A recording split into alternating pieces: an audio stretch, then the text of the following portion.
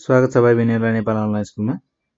आजबाट हामी coordinate geometry सुरु गर्न गइरहेका छौं। तपाईहरुले कोअर्डिनेट जियोमेट्रीमा के कुराहरु पढ्नुपर्छ एक एक गरेर हामी टपिक वाइज तपाईहरुले पढ्नुपर्ने टपिकहरुको बारेमा एक एक गरेर टपिक पिक गर्दै त्यो टपिकको बारेमा डिस्कस गर्ने छौं र त्योसँग रिलेटेड क्वेशन्सहरुलाई पनि सल्भ गर्ने छौं।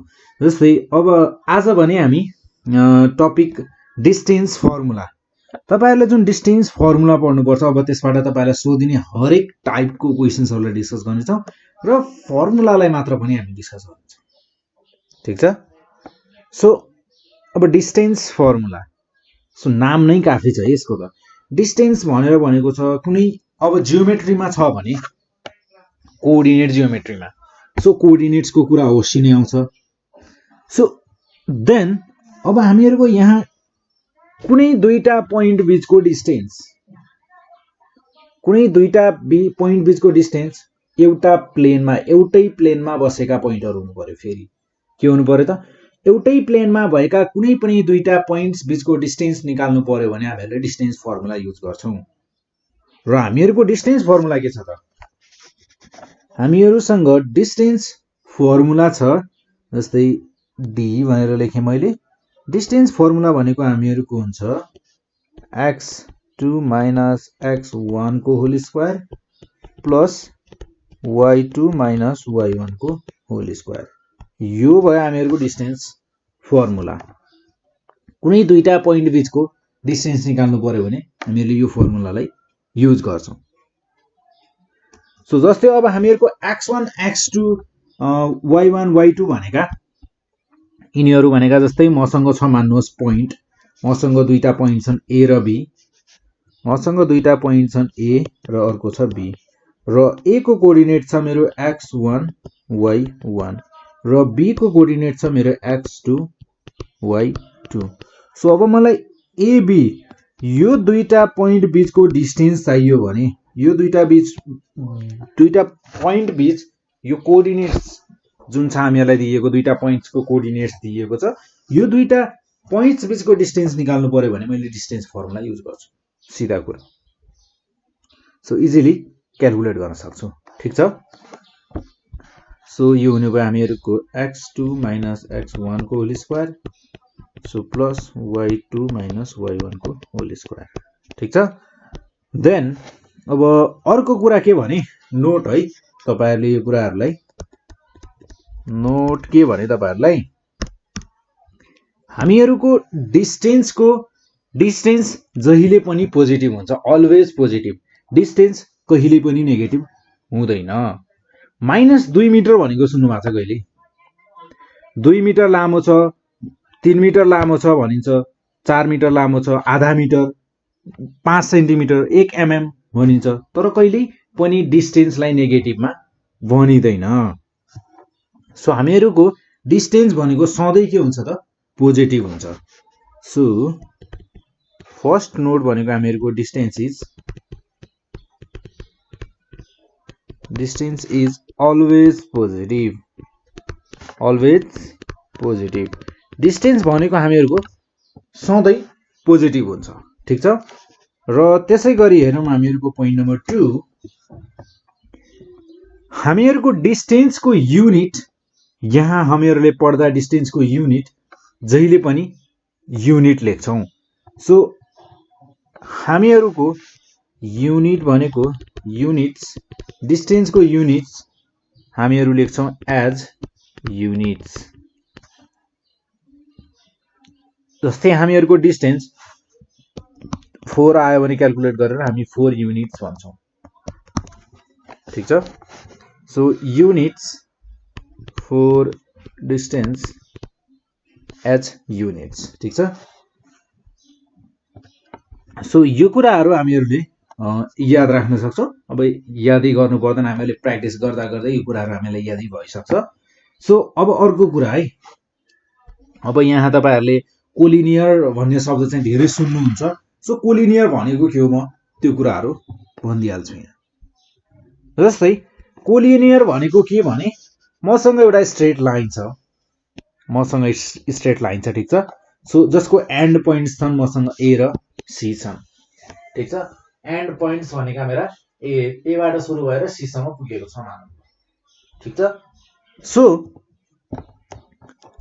अब मेरो यहाँ कोलिनियर भनेको एउटै लाइनमा, जस्तै मेरो यहाँ अर्को पोइन्ट पनि पर्यो बी भन्ने पोइन्ट, यहाँ छ मेरो ए भन्ने पोइन्ट र यहाँ छ मेरो सी भन्ने पोइन्ट। यो तीनटै पोइन्टहरू मेरो लाइन जुन एसी भन्ने लाइन छ नि, यो एसी भन्ने लाइनमा नै पर्छन्। यो तीनटै पोइन्टहरू एउटै लाइनमा पर्यो भने अब हामीहरूले यहाँ तीनटा पोइन्ट मात्र लियौं। सो 3 पोइन्ट्स एउटै लाइनमा लाई गरेका छन्, एउटै लाइनमा पर्छन्। सो यो भनेको हामीहरूको के हो त, कोलिनियर हुन जान्छ। सो हामीहरू के भन्न सक्छौँ त यहाँबाट, हामीहरूले यहाँ डिस्टेन्सको कन्सेप्ट युज गर्ने हो भने हामीहरूको एसी को डिस्टेन्स कति हुन्छ होला, एसी को डिस्टेन्स कति हुन्छ होला। एसी भनेको मैले ए देखि बी सम्मको डिस्टेन्स जोडे र फेरि बी देखि सी सम्मको डिस्टेन्स जोड्यो भने मेरो त्यो एसी को डिस्टेन्स भन्नु र एबी प्लस बीसी भन्नु के हो त, एउटै कुरा हो। सो एसी को डिस्टेन्स भनेको एबी को डिस्टेन्स प्लस बीसी को डिस्टेन्स, यो दुईटा डिस्टेन्सलाई जोडेर हामीहरूको एउटा फुल डिस्टेन्स, यानी कि एउटा डिस्टेन्सलाई दुईटा पार्टमा डिभाइड गरे जस्तो भयो। हामीहरूको पोइन्ट बी ले एसी भन्ने डिस्टेन्सलाई दुईटा पार्टमा डिभाइड गरे जस्तो छ। सो यो भयो हामीहरूको कोलिनियरको कुरा हैन, एउटै लाइनमा तीनटा पोइन्ट पर्यो भने कोलिनियर भन्ने भयो सिधा कुरा। सो अब जस्तै तपाईहरुलाई यहाँ क्वेशन्सहरु के सोध्न सक्छ भने, अब यो सिम्पल डिस्टेन्स निकाल्ने क्वेशन्सहरु त हुने नै भयो हैन। सो जस्तै तपाईहरुलाई कुनै पनि एउटा आइसोसेलेस ट्रायंगलको दुईटा साइड्सको कुरा गर्छ, अनि त्यसपछि गएर इक्विलेटरल ट्रायंगलको कुरा गर्न सक्छ, राइट एंगल ट्रायंगलको कुरा गर्न सक्छ, र त्यसपछि प्यारालेलोग्रामको कुरा गर्न सक्छ, रेक्टेंगलको कुरा, स्क्वायरको, रोम्बसको कुराहरु यहाँ आउन सक्छन्। अब आइसोसेलेस ट्रायंगल हुन त यो सिम्पल कुराहरु हो, तर तपाईहरुलाई रिभिजन पनि हुन्छ, म त्यही भएर पनि भनिदिन्छु यसलाई यहाँ।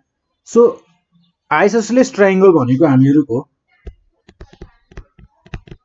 यो आइसोसेलेस ट्रायंगल, इक्विलेटरल ट्रायंगल मैले जति पनि भने यो सबैसँग रिलेटेड हामीहरुको क्वेशन्सहरु छ। सो त्यही भएर यो कुराहरु चाहिँ जान्न चाहिँ जरुरी छ है।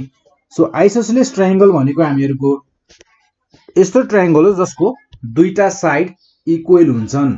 जस्तै मेरो ट्रायंगल यहाँ एबीसी छ भने यसको यहाँ यो दुईटा साइडको एबी र एसी को लेन्थ बराबर छ भनेर हामी भन्न सक्छौं, किनकि यो आइसोसेलेस ट्रायंगल हो।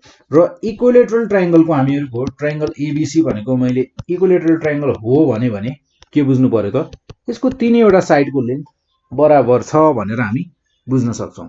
र त्यसैगरी राइट एंगल ट्रायंगल, अब राइट एंगल ट्रायंगलको कुरा आउने बित्तिकै त हामीहरुको पाइथागोरस रिलेसनको कुरा आउँछ।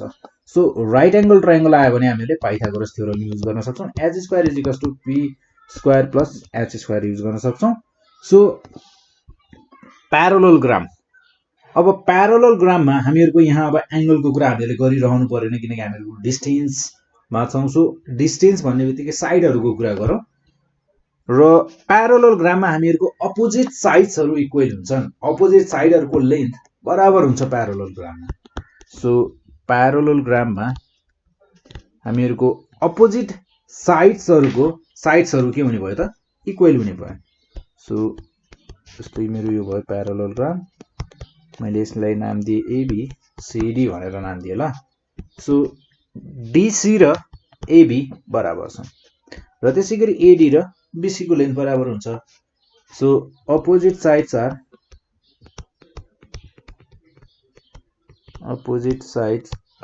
इक्वल, प्यारालेलोग्रामको अपोजिट साइड्सहरु इक्वल हुन्छन्। सो अब रेक्टेंगलमा हामीहरुको रेक्टेंगलमा अपोजिट साइड्सहरु त इक्वल हुन्छन् नै, रेक्टेंगलमा पनि के हुन्छन् त, अपोजिट साइड्सहरु इक्वल हुन्छन्, र सँगसँगै हामीहरुको डायगोनल पनि इक्वल हुन्छन्, डायगोनलको लेन्थ पनि बराबर हुन्छ। हामीहरुको दुईटा डायगोनल बनाइन्छ, सो त्यो दुईटै डायगोनलको लेन्थ हामीहरुको रेक्टेंगलमा चाहिँ इक्वल हुन्छ, बराबर हुन्छ। Opposite sides are equal and diagonals are equal रेक्टेंगलमा। सो त्यसै गरी स्क्वायरको कुरा गर्दा अब स्क्वायरमा पनि हामीहरूको स्क्वायरमा त झन् उल्टो चारैवटा साइडको लेन्थ बराबर हुन्छ, चारैवटा साइडको लेन्थ बराबर प्लस डायगोनल्स पनि इक्वल हुन्छन्। र त्यसपछि हामीले के भनेका थियौँ, रोम्बस। सो रोम्बसमा पनि हामीहरूको सबै साइडहरूको अल साइड्सको लेन्थ बराबर हुन्छ, यानी कि all sides are equal, all sides are equal. रोम्बसको के हुन्छ त, सबै साइडहरू बराबर हुन्छन्, यो यो यो यो रोम्बसको हामीहरूको all sides are equal, all sides are equal. So यो कुराहरू मैले यहाँ साइडको कुरा गरेँ, अनि त्यसपछि आएर डायगोनल्सको कुरा गरेँ। जस्ट मैले यहाँ लेन्थको कुरा मात्र गरिरहेको छु, साइडहरूको लेन्थको बारेमा भनिरहेको छु। सो हामीहरूलाई यो कुराहरू जानिराख्यौँ भने हामीहरूलाई योसँगै रिलेटेड क्वेसन्सहरू पनि सोधिएको हुन्छ। सो त्यही भएर हामीहरूलाई गर्दाखेरि सजिलो हुनसक्छ। र त्यसै गरी फर्स्ट अफ अल एउटा सिम्पल क्वेसन लिउँ न त है, एउटा सिम्पल क्वेसन। जस्तै हामीहरूको दुईटा पोइन्ट्स बिचको डिस्टेन्स पत्ता लगाउनु पर्यो भने कसरी पत्ता लगाउँछ। सो हामीहरूलाई यहाँ भनिएको छ find the distance, find the distance between the points. हामीहरूलाई यहाँ दुईटा पोइन्ट्स दिएको छ, यो दुईटा पोइन्ट्स बिचको डिस्टेन्स के होला पत्ता लगाऊ भनेर भनेको छ। सिम्पल कुराहरू छ, यसमा गाह्रो मान्नुपर्ने तपाईँहरूले जरुरी छैन, एकदमै सजिलो छ, थाहा पाइसक्नु भयो होला। सो डिस्टेन्स भनेको छ हामीहरूसँग एउटा फर्मुला छ, र अब डिस्टेन्स भन्ने बित्तिकै दुईटा पोइन्ट बिचको लेन्थ बुझ्छौँ। सो अर्को कुरा हामीले यहाँ बुझ्नुपर्ने भनेको कोलिनियरको कुरा गऱ्यौँ, र त्यसपछि आएर हामीले केही साइजहरू जियोमेट्रिक फिगर्सहरूलाई हेऱ्यौँ। सो फिगर्स, त्यो जियोमेट्रिक फिगर्सहरूमा हामीले साइडहरूको कुरा गऱ्यौँ र डायगोनलको कुरा गऱ्यौँ। र त्यसै गरी अब जस्तै हामीहरूको यहाँ ए र बी दुईटा पोइन्ट छन्, यो दुईटा पोइन्ट बिचको डिस्टेन्स हामीहरूलाई निकाल्नु छ। सो फर्स्ट अफ अल हामी अलवेज के गर्छौँ त, हामीलाई गिभन कुरा के छ जहिले पनि फर्स्ट अफ अल त्यो लेख्छौँ। So here A -2,1 and b 4,3 are two given points,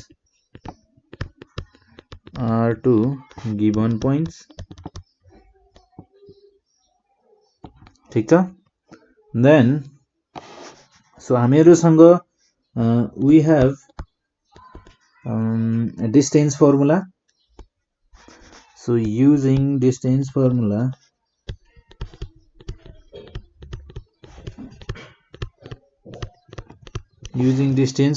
we get distance formula use गरेर हामीहरू AB बिचको, AB दुईटा पोइन्ट बिचको डिस्टेन्स पत्ता लगाउँछौँ। सो AB को स्क्वायर गरेर गर्दा पनि भयो। सो मैले यहाँ स्क्वायर नगरिकन के गरेँ त, रुट राखेर x2 minus x1 को whole square plus y2 minus y1 को होल स्क्वायर। सो यो हुने भयो हामीहरूको x2 4 minus minus into minus plus 2 को स्क्वायर प्लस y2 3 माइनस 1 को स्क्वायर। सो यो हुने भयो हामीहरूको 4 + 2 6 को स्क्वायर 36 प्लस 4। देन यो हुने भयो हामीहरूको रुट 40। सो रुट 40 लाई हामी अझै यसलाई लो फर्ममा लेख्न सक्छौँ। सो यसलाई हामी 210 लेख्न सक्छौँ। देन युनिट्स, हामीहरूको डिस्टेन्सको युनिटलाई हामीहरूले भ्याल्युलाई के लेख्छौँ त, त्यसको युनिट भनेको युनिट्स भनेर लेख्छौँ। सो यसलाई अझै सिम्प्लिफाई गर्ने हो भने 4 × 10, 4 भनेको हामीहरूको 2 को स्क्वायर इन्टु 10, देन यो हुने भयो हामीहरूको 2 बाहिर आउने भयो, देन 10 बस्ने।